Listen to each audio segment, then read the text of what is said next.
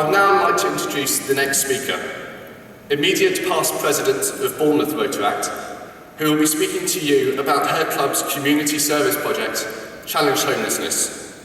Ladies and gentlemen, please welcome Amy Davis.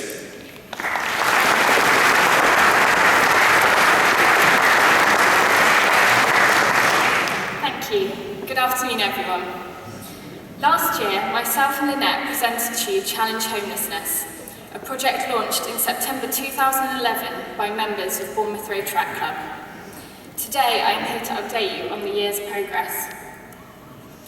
When we were here last year, we were in the process of planning the relaunch of our Sunday soup kitchen. This was finally made possible in November 2012 with the support of several local Rotary clubs who kindly donated funds, food and clothing. We initially advertised the service to run through the winter months until March, every Sunday evening, 7 till 8 p.m. The whole process proved to be quite a military operation, arriving at the hotel for 5 p.m. to fight our way through our store to reach all the necessary equipment, preparing 8 kilograms of frozen mince, 3 kilograms of pasta, 8 loaves of bread and 60 food parcels, all to be manically served up last minute before speeding down the road to our venue in Lansdowne.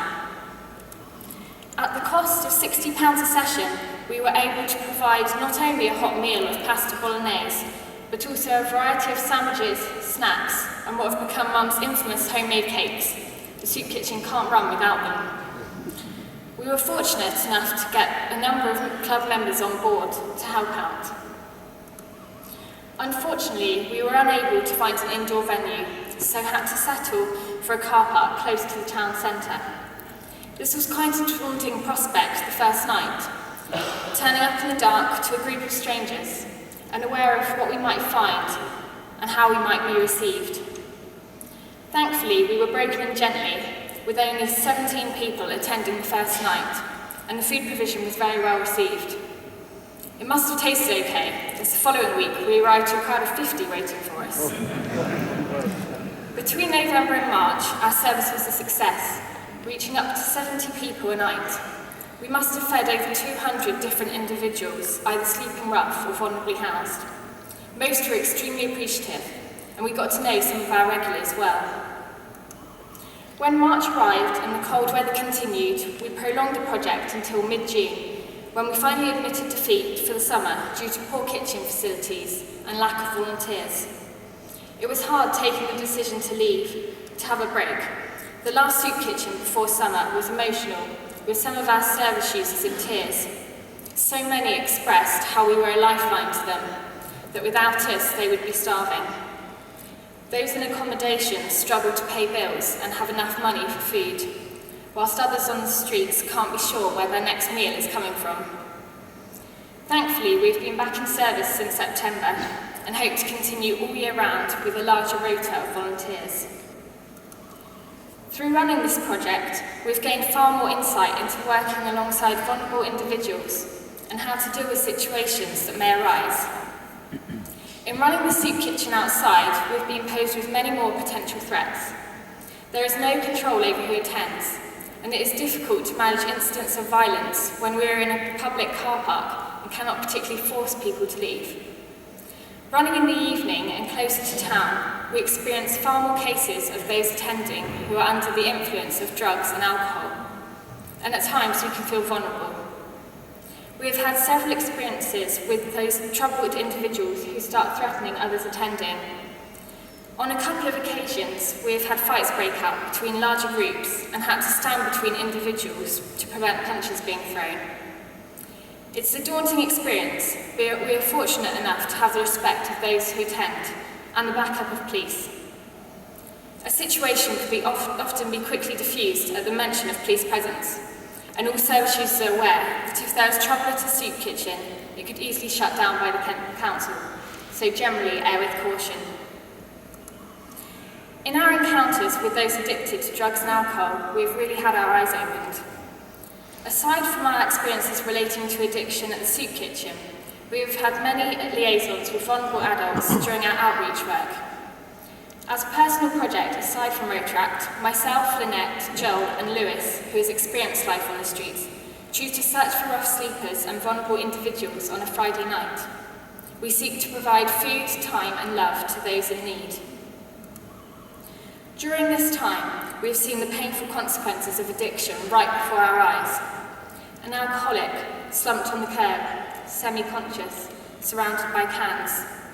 A woman, broken-hearted and suicidal. Alcohol cost her family. Utter dependence. A man hunched over in a shop doorway, aware of nothing but his drink pouring from can to bottle. A look of sheer hopelessness and pain in his eyes. Nothing else matters. A lady barely able to walk or talk, pushing us aside as we tried to help, fixated on the need to reach the off-licence before closing to get her next drink. The grips of addiction. A man confessing he will die on the streets of Bournemouth if he doesn't make a change. I wonder what people think when they see the alcoholic or addict on the street. Do they stop to consider the reasons why, or just pass judgment? The man smoking cannabis to escape depression and anxiety. The victim using substances to block the memories, to withdraw from the trauma. The manipulated and abused, injected with heroin against their will. Those fearful of the night, plied with alcohol to keep warm and get off to sleep. Those physically ill, numbing the pain with drink. And the aging man, choosing the bottle to drown his sorrows. I don't condone the choices made, but quite often there are painful reasons behind them. For a vulnerable individual, it's a slippery slope from using alcohol as a stress reliever to it becoming an absolute dependency. How many people going about their ordinary lives turn to a drink at the end of a stressful day? Plenty of people do. How much more might it be sought after if you were the victim of abuse, made redundant, had lost everything?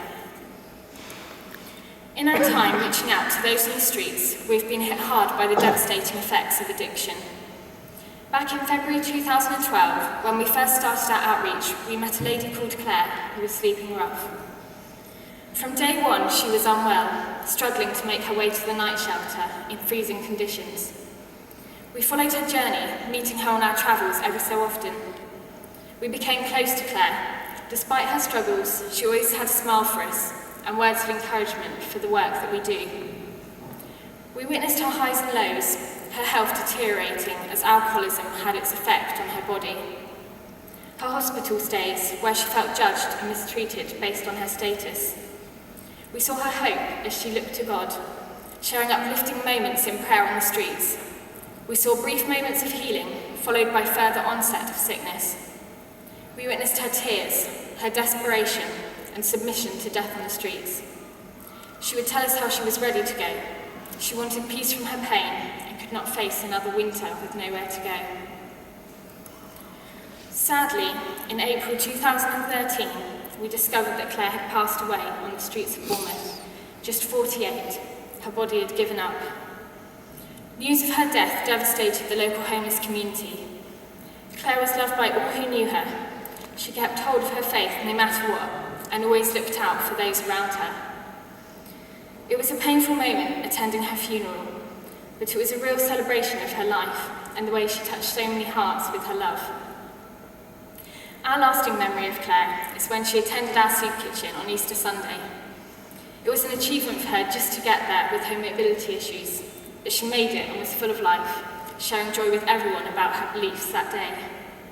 It was a freezing night, and we were sad to leave her sat in the car park alone. We gave her some gloves, and she was so appreciative, blowing us kisses as we walked away, a smile on her face despite her pain. It's for people like Claire that we are determined to continue. It's not just about what we can provide in physical terms, but as Claire once said to us, it's the love that keeps us warm. Just to show people a little kindness and that they are cared for makes such a difference in a lonely world. As you have heard, addiction is painful for all involved. However, it is only a fraction of the wider issue of homelessness. People can become homeless for numerous reasons, often a combination of several. Many assume homelessness correlates directly with addiction, and although the two are often linked, it is not the most common cause. Surveys show that the biggest trigger of homelessness is actually a breakdown in relationships. Other contributory factors include physical and mental ill health, leaving an institution, fleeing violence, redundancy, and inability to pay bills leading to loss of tenancy. I'd like to remind you that homelessness can affect anyone in the modern world. It is so easy to think it will never happen to you, yet none of us know what's around the corner, and for some it takes just a sudden series of events that lead to losing everything. We have seen the individuals, and we've heard their stories. Men and women in shop doorways. They lived with their partners, their relationship failed, and they got kicked out. The young woman fleeing violence. She stayed with her sister, but a brick came through the window. Her family were not willing to be endangered. Now she is walking the streets, shaking her head. I shouldn't be here. The accountant made redundant, once a high flyer, now with nothing to his name. The psychologist, hit by life's traumas, looking for answers at the bottom of a bottle. The ex-soldier, tortured by the horrors of the war zones he fought in. He walks the country trying to escape the minefield in his mind. The immigrants fleeing violence in their own country, desperately seeking a brighter future, yet finding themselves on the pavement. And the young man released from prison with the benefit system too slow to process his claim. He is out on the streets, no hope of a better future. First he attempts to be re-imprisoned, anything for a roof overhead. When that fails, in complete desperation, he attempts suicide. No matter what the reason, these people are broken, and the majority did not choose it, nor do they want to live like it forever. Statistics suggest that during any one night across England, around 2,300 people are sleeping rough on our streets. However, government street counts and estimates differ between local authorities and only offer a snapshot of the realistically much higher figures across the nation. We have met countless individuals with desperate stories of experiences that no one should be dealing with in the 21st century. One man was tested for TB in hospital. They gave him the all clear, but sent him back to the streets still significantly unwell. Another had a severe open wound on his chest, sleeping in a tent in the cold and wet, with no resources to redress it, leading to a high risk of infection. We were shocked to meet a cancer patient sleeping in a shop doorway. He has regular chemotherapy sessions, but is knowingly released back to the streets. We met him in a confused state, anxious and exhausted. He had no understanding of the treatment he was undergoing, or the impact this would be having on his body. Unfortunately, there are many cases where single men seemingly slip through the net as they are not prioritised for housing against single women and families. We've met numerous women stuck in vicious cycles. Several have fled domestic violence, ending up sleeping rough, only to seek security with a man on the streets. They get caught up in the same situation, further abuse, this time worse, sent out to street corners to sell their body to bring back money. Many have told us of the violence they face, often from members of the public. Mocked and beaten, spat at and possessions stolen, all for being homeless. One man described the traumas he faced, telling us that although cuts and bruises might heal, the scars were on his heart and in his head, never to be erased. It's so easy to hear these stories, but still not truly comprehend what it means to live life on the streets. One night we met a couple in complete despair. They told us how they were sick of being homeless, wandering the streets by day, every day the same, just trying to survive, sleeping in bushes by night. Only then, after 2 years of hearing such stories, did it really hit me. These people are literally sleeping in bushes. How frightening it must be to try and settle down to sleep at night. How isolating it must feel if you were to live that life alone. And how empty and demoralising, with no sense of identity or purpose, no possessions, no sofa to sit on, no TV to watch, no kitchen to cook in or bed to sleep in. We forget that a home is more than just a physical space. It helps define us, provides us with safety, security, and a place of emotional well-being. The loss of these aspects in life is an isolating, demeaning, and destructive experience, and once caught in it, it can be very difficult to get out. Despite public opinions, most homeless people want to seek employment. Yet even for those who are qualified, homelessness itself de-skills and diminishes confidence and self-esteem. For those who are eventually housed, there is often high risk of tenancy breakdown due to mental health issues, including isolation and claustrophobia once enclosed in housing after so long outside. Many get stuck in the cycle of repeated homelessness, having lost their skills and sense of self-worth. As a population, when we think of the homeless, I imagine we tend to envisage the stereotypical individual begging and sleeping in a shop doorway, looking worse for wear. Yet only a small percentage of homeless people are living on the streets, sleeping rough. According to National Charity Crisis, last year in England alone, 113,000 households applied to their local authority for homelessness assistance. For every rough sleeper, there are around 100 people staying in hostels. And besides these, there are potentially countless thousands of hidden homeless throughout Britain, staying in B&Bs, squats, and on the sofas of friends and family. The year 2010 saw the turning point when all forms of homelessness began to rise. In the modern world, we live in the shadow of our country's financial burden. It is highly likely that homelessness will continue to rise with the ongoing impact of the recession, lack of affordable housing, cuts to housing benefits, and further drawbacks within government policies. This makes the issue of homelessness so relevant to each and every one of us today. Homelessness is happening right on our doorsteps. If you take a walk around your town at night, you are bound to see people sleeping on the streets or find hostels in your local area. During any one night in Winchester, it is expected that 20 people will be sleeping rough.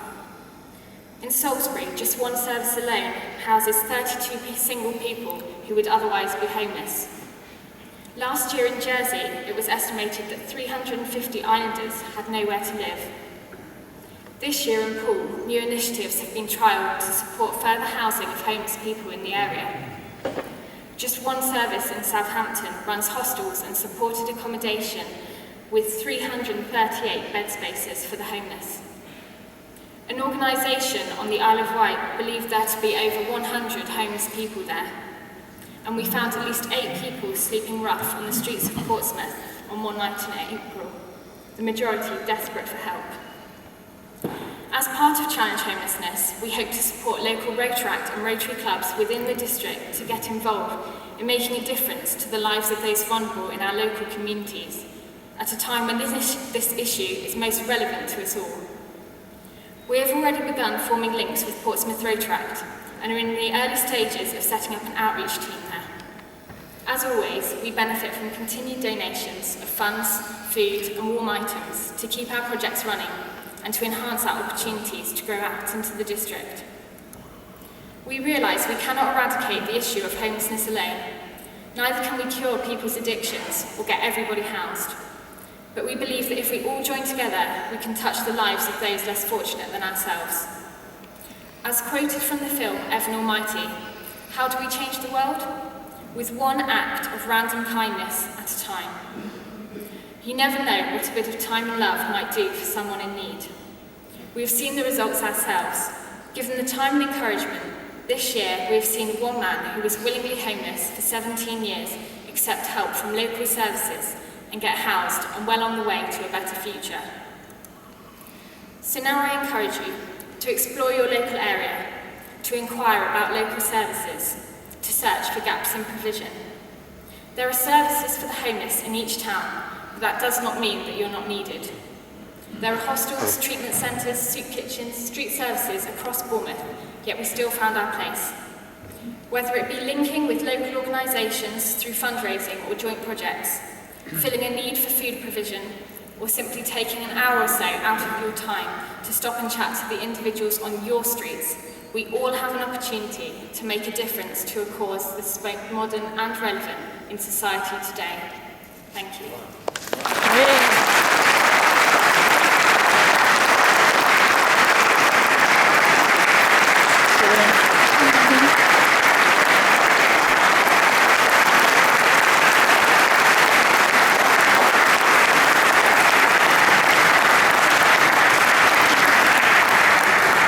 Amy, and thank you, Guy. We're proud of you all. Our final presentation